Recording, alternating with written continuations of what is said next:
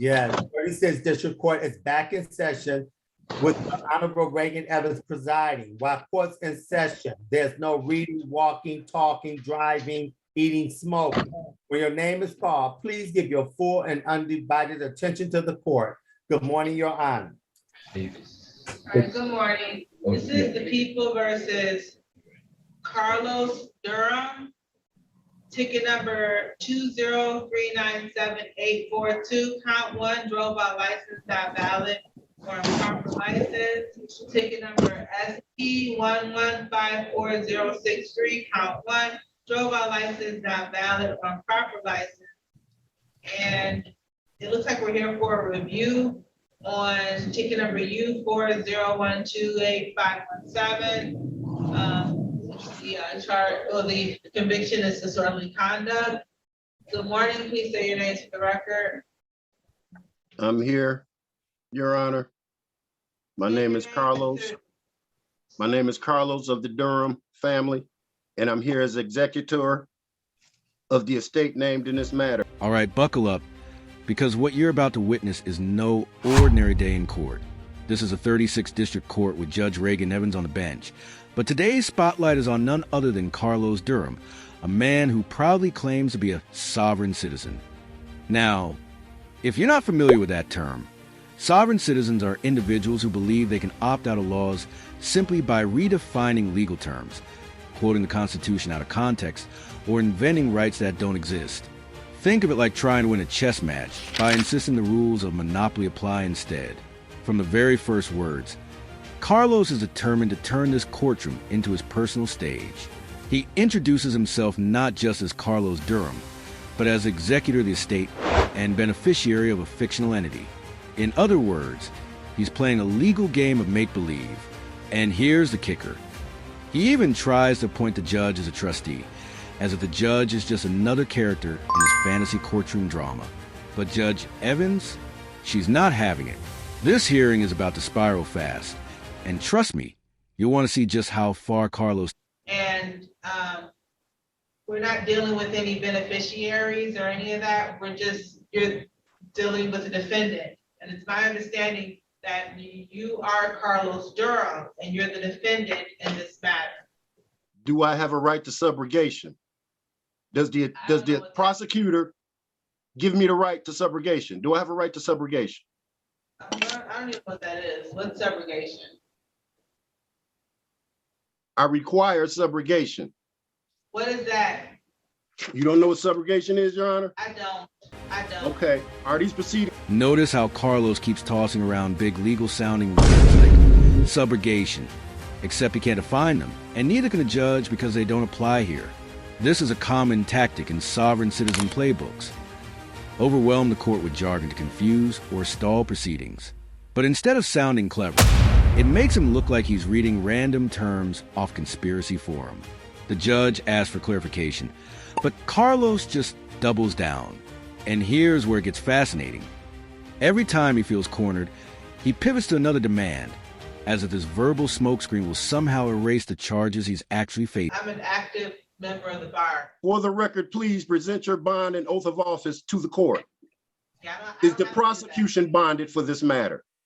The prosecutor is not present right now, Mr. Durham, but I don't have to do that. So I'm here at special appearance, and I'm here for the purposes of demurrer. All rights reserved under my full God-given name, Carlos Lorenzo Durham, as indicated by this birth certificate. Right here. Mr. Durham, I am also the sole beneficiary to this court operating under. Neither. We're operating under state law. So it's operating under statutory? Is it operating under statutory jurisdiction, Judge? Because if it is, I need to know the rules and procedures for statutory so I can defend myself. Could you tell me where I can find a copy of that? Mr. Durham, we're operating under the law of the city. These are city ordinances and these are misdemeanors. Those are not laws, ma'am. I'm American State National, ma'am. Mr. Durham, these are your options today. This is, one is already set for a review because it looks like you already made admissions. It looks like you pled guilty to one charge I didn't already? plead guilty to nothing. These I other- didn't plead guilty to nothing, ma'am. I didn't plead guilty to nothing, ma'am. A judge was operating. Mr. Durham. Carlos pulls out his birth certificate like it's a get-out-of-jail-free card. Sovereign citizens often claim that a birth certificate creates a secret strawman identity that the government owns, and they argue they're separate from that legal fiction. The problem? Courts don't recognize this theory because it's not grounded in law. Still, Carlos is convinced he's cracked the code of the justice system. The irony?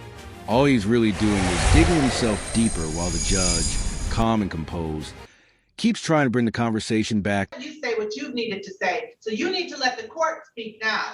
So you've already pled guilty, sir, in 2017. Or no, your plea date actually was October 4th, it looks like.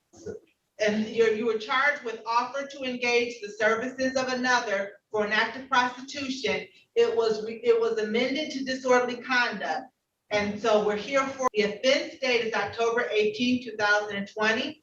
And then there's another drove while license not valid or improper license charge with the offense date of January 14, 2021. Now, today, you can either set these for, they're already set for a pretrial. So you can set this for a trial, which it could be a bench trial, where the court, meaning the judge, myself, would decide if you're guilty or not of these offenses, or you can set it for a jury trial. Those are your options, sir. So my option today is not to challenge jurisdiction, because when jurisdiction is challenged, everything must stop and jurisdiction must be presented. You must prove your jurisdiction. And I'm challenging it right now. Everything must stop. And here we go, the maritime law argument. This is Sovereign Citizen 101. Carlos asks if the court is operating under Admiralty jurisdiction, as if the 36th District Court has suddenly transformed into a naval tribunal on the high seas. Spoiler alert, it hasn't. Admiralty law deals with shipping and navigation, not traffic tickets or disorderly conduct. But notice his strategy. If he can cast doubt on court's authority, he thinks the charges disappear. It's a bold move, but also completely detached from reality. The judge, still professional, still patient. But you can almost hear her internal sigh as Carlos keeps trying to sail this ship into uncharted. Your oath of office says you're supposed to uphold the Constitution and all laws pursuant. The Constitution says I have rights, and you're not giving me, you're violating my rights by not telling me what jurisdiction we're operating under. Prove your jurisdiction, ma'am. I'm not violating your rights, Mr. Durham. Prove your jurisdiction, ma'am. I don't have to prove my jurisdiction. So yes, you do, because jurisdiction, when it asked to be proven, must be proven. If you're exerting authority over me, you must prove your authority. Prove your jurisdiction, ma'am. Mr. Durham, what we'll do is we'll set this for a jury trial. And so I want a jury of my peers. I'm an American state national, so I get 6 American state nationals. Things heat up when the judge brings up a pass plea. Carlos immediately denies ever pleading guilty, repeating it over and over like saying it louder will make it true. But here's the reality. Court records exist, and records don't lie. This is where his entire defense strategy cracks. He's not debating legal theories anymore. He's denying documented facts. For the audience, this is a key moment. It shows that no amount of wordplay or sovereign rhetoric can erase the paper trail of past actions. The more he resists, the clearer it becomes that he's fighting the system with smoke. And your bonding information, so I can make sure you are who you say you are and who you claim to be and what your duties and responsibilities are. All public officials must be bonded. I need all of y'all for full disclosure. Am I getting full disclosure right now, ma'am? I need full disclosure before I can make any decisions. I've told you all that. So no, you did not tell me all that. I need the name and the address of your bonding company and your policy number to make sure your oath of office is current. I need all of that. That doesn't apply here, Mr. Durham. Really now? The law doesn't apply to you. You're above the law is what you're saying. So I'm going to set this for a jury trial, sir. What I'll do is, do you want to retain your own attorney or are you going to represent yourself? Ma'am, I'm only here for the one purpose of subrogation.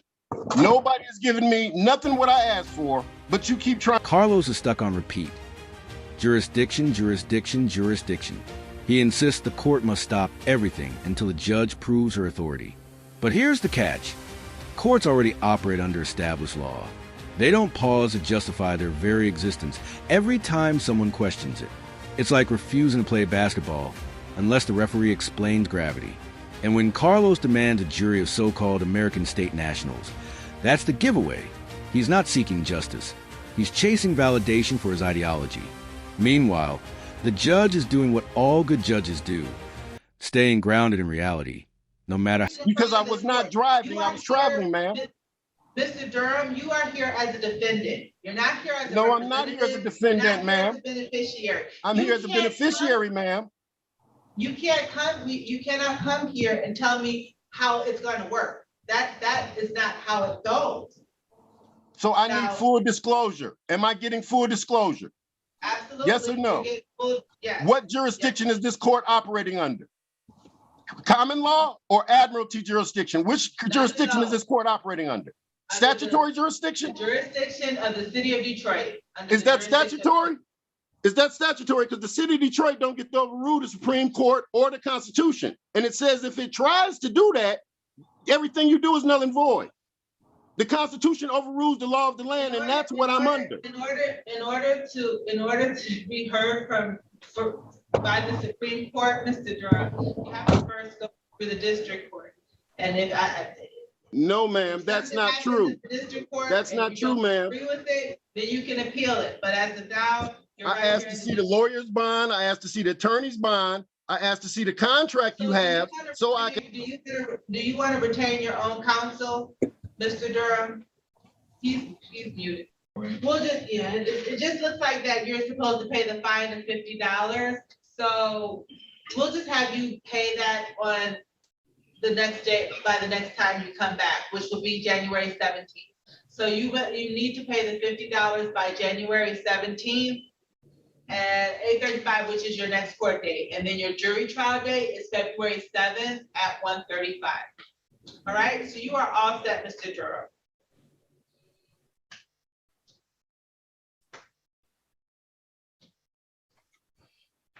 Mr. Durham is saying something, but he's still muted. Mr. Durham, you are muted, sir. I don't know if you know how to unmute yourself. It's the bottom left-hand corner.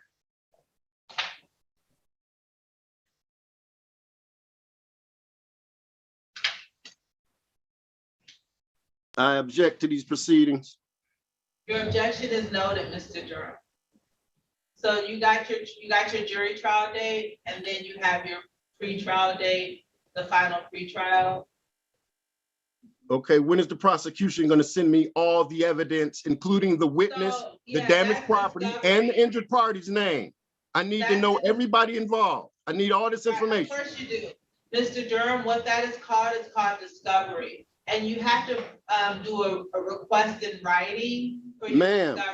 Ma'am, I'm not part of your society. I don't have to follow those rules and regulations because you can't tell me where to find the rules and regulations for statutory jurisdiction. Where can I find a copy of the rules and procedures for statutory jurisdiction? Because that's what you're operating under, statutory law, right? A statutory jurisdiction. Where can I find the rules for that? Shifts into demands for bonding company information and policy numbers. To Carlos, this sounds like holding officials accountable. To the court, it's irrelevant nonsense. Judges and prosecutors don't need to provide insurance policy numbers to prove their legitimacy. But this is part of the sovereign citizen tactic. Create hoops for officials to jump through, hoping they'll stumble. Except here's a twist. Judge Evans doesn't stumble. She calmly reminds him those demands don't apply. And yet Carlos keeps pressing, convinced he's unearthing some grand cover-up, when in reality, all he's proving is just how far down. Whatever she has, she can email it to you so that you can prepare for trial. Are you going to give me your oath of office and bonding information? That's including the name, address, and policy number of your bond? Are you going to give me that? I don't even know what all of that is. Your public officials surety bond, just in case you violate my rights. All public officials must be bonded. You don't know what a bond is? No, I don't I'm gonna write the treasurer and they're gonna I don't tell me have the a name of bond your bonding myself. company. I I'm gonna write the don't have a treasurer. bond myself, so, I'm giving So you're you not all the bonded. information that. So you're not bonded is what you're saying. I've given you all the information that you need. Okay. This hearing, so you are all set, Mr. Durham. Unless you had other questions, you are all set, sir. Yeah, I do have questions, but you won't answer them. You won't answer none of my questions. Are you operating under a statutory jurisdiction, a common law jurisdiction, or admiralty jurisdiction? This matter is concluded, so you're all set. Oh, so you, okay, I understand now. The bully tactic. Don't nobody want to answer questions, but they want me to comply with, I don't understand that. A textbook example of sovereign citizen courtroom theatrics. Carlos tried everything, claiming he's a separate legal entity, questioning the court's jurisdiction, demanding secret documents, and even requesting a jury made up of his self-invented peers. None of it worked, because none of it has legal standing. Judge Evans showed remarkable patience, steering the case back to reality again and again. And that's the lesson here. Courts run on law, not on internet conspiracy theories. Still, you have to admit, the drama was unforgettable. So, what do you think? Did Carlos believe his own arguments? Or was he just stalling for time? Drop your thoughts in the comments below. And if you found this case as jaw-dropping as we did, hit that like button. Share this